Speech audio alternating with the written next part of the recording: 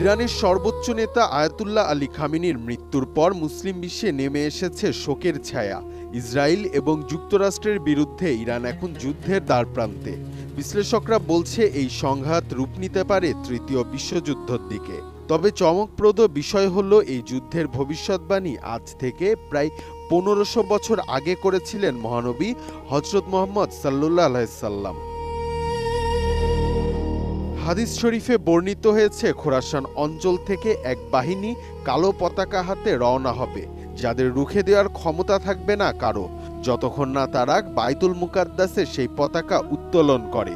ইসলামী চিন্তাবিদরা বলেন, এই হাদিসে বর্ণিত খোরাসান অঞ্চল বর্তমান ইরান, আফগানিস্তান ও তুর্কমেনিস্তানের কিছু অংশকে নির্দেশ করে, যার বেশিরভাগই আজকের ইরানের অন্তর্গত। হাদিসের এই ভবিষ্যৎবাণী অনুসারে ইরান থেকে সে কালো পতাকাবাহী বাহিনী আসবে, যারা আল আকসা মসজিদ তথা বাইতুল মুকাদ্দাস বিজয় করবে। এই শহর বর্তমানে দখল করে আছে ইসরায়েল। যদিও জাতিসংঘ ও আন্তর্জাতিক সম্প্রদায় এখনও পূর্ব জেরুজালেমকে ফিলিস্তিনের অংশ হিসেবে বিবেচনা করে। কোয়ালিটি সম্পন্ন আন্তর্জাতিক মানের still bar CSRM, committed for better still. 1980 সালে ইসরায়েল জেরুজালেম আইন পাশ করে শহরটিকে নিজেদের রাজধানী হিসেবে ঘোষণা করে, কিন্তু সেই দাবি জাতিসংঘ প্রত্যাখ্যান করে। বর্তমানে আল আকসা সহ পুরো জেরুজালেমেই ইসরায়েলের দখলে রয়েছে। এ প্রেক্ষাপটে অনেকেই মনে করছে, হাদিসে বর্ণিত সেই যুদ্ধের বাস্তবতা কি সামনে এগিয়ে আসছে।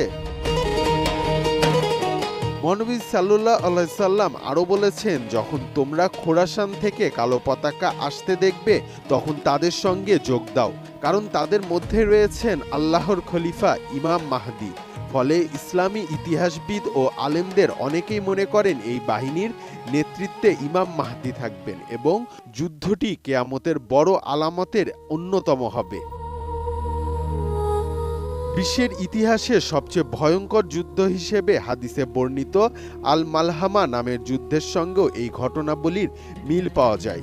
এটি এমন এক রক্তক্ষয়ী সংঘর্ষ হবে, যার মাধ্যমে ইমাম মাহদী নেতৃত্বে ইসলামী খেলাফতের পুনঃপ্রতিষ্ঠা হবে, এমনটাই মনে করেন বহু ইসলামী গবেষক। ইরানের বিরুদ্ধে ট্রাম্প এবং ইসরায়েল আবার সামরিক অভিযান শুরু করেছে। তাদের ক্ষেপণাস্ত্র হামলায় ইরানের সর্বোচ্চ নেতা খামেনি এবং ইরানের মন্ত্রী পরিষদের সদস্য থেকে শুরু করে নিহত হয়েছেন সাবেক প্রেসিডেন্ট সহ উচ্চ পর্যায়ে সেনা কর্মকর্তা। জবাবে ইরান যুক্তরাষ্ট্রের সামরিক ঘাঁটিতে পাল্টা হামলা চালায়।